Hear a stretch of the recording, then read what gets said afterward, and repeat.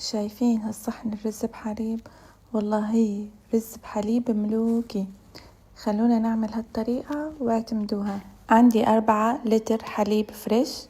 رح أحمي طنجرة الألمنيوم وبعدها أنزل الحليب مشان يعطينا طعمة الشواط. طبعا بتحموا الطنجرة كتير منيح حتى يعطينا طعمة الشواط.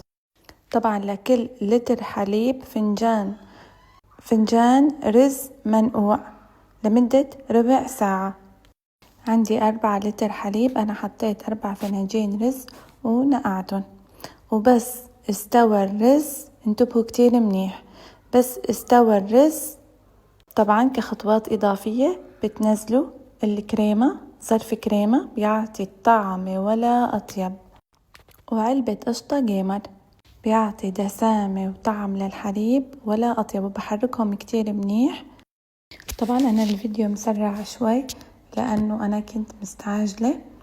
وبس خلصنا من هاي الخطوات، ظرف الكريمة وعلبة القشطة، راح ننزل 4 فناجين سكر، لأني أنا عملت 4 كيلو حليب، فكل كيلو بيحتاج فنجان سكر وفنجان رز. وبالأخير نص معلقة فانيلا ومعلقة صغيرة ماء زهر. طبعا وبتروحوا بتجوا بتحركوهم مشان ما يكبتل الرز ويعجن معنا.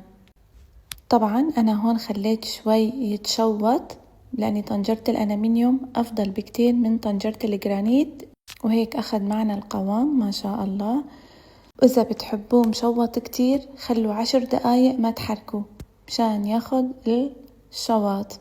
وهلأ عم بصبه بصحون، شوفوا كيف ما شاء الله، والله الريحة خيال. أنا بالنسبة لي بحبه يكون طعمته مشوط، في ناس ما بتفضل عادي طبخوه بطنجرة الجرانيت.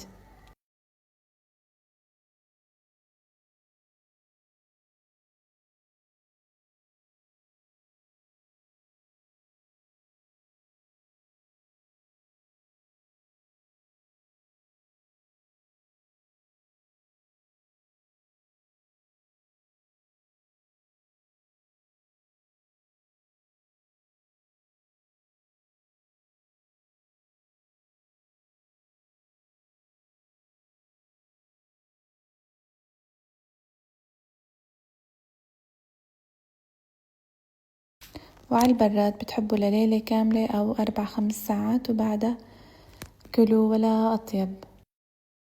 طبعا ولازم مع التقديم نحتاج فستق حلبي ولوز مبشور، وطريقة التزيين كيف بتحبوا بيصير، والله ما بوصف لكم الطعم.